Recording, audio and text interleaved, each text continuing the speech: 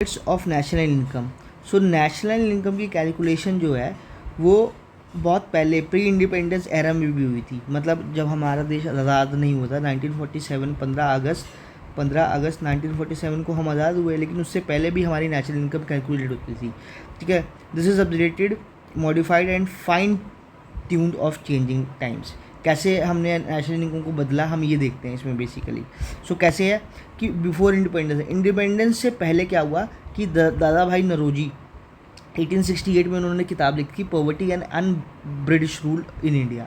ठीक है, ये वो पहले इंसान थे जिन्होंने ड्रेन ऑफ वेल्थ का कंसेप्ट दिया था बेसिकली। ये चीज़ याद रखना। He estimated per capita income of Indian as 20 rupees.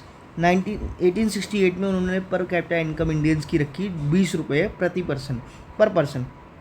Therefore पर following person had also calculated, और भी लोगों ने कैलकुलेट किया पर कैपिटा इनकम। जैसे फिंडले शिराज ने 1911 में 49 रुपीज़ करी। वाडिया एंड जोशी ने 1913-14 में कैलकुलेट किया पर कैपिटा इनकम 44.30।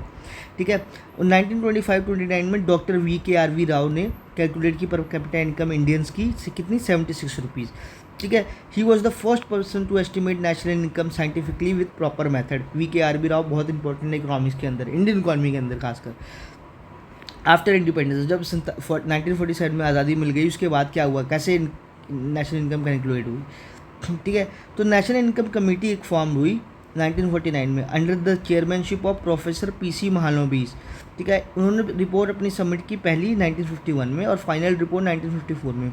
उन्होंने ये बताया कि पर कैपिटा इनकम हमारी 246 रुपीज़ 0.90 पैसा है इन पीरियड 1950-1954 के बीच में। ठीक है, लेटर क्या हुआ, सेंट्रल स्टैटिस्टिकल ऑर्गेनाइजेशन फॉर्म हुई, गवर्नमेंट ने फॉर्म करी है।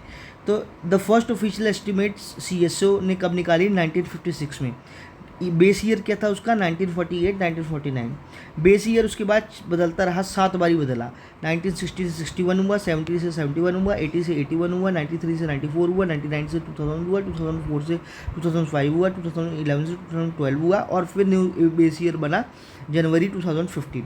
ठीक है, दिस वॉज द हिस्ट्री और this was the estimates of the national income की पहले क्या हुआ प्री इंडिपेंडेंस एरा में, जो हमने बिफोर इंडिपेंडेंस पढ़ा, और फिर आफ्टर इंडिपेंडेंस में कैसे उसको कैलकुलेट किया। ये सिर्फ माइनर डिटेल्स हैं जो आपको एग्जामिनेशन में हेल्प करेंगे।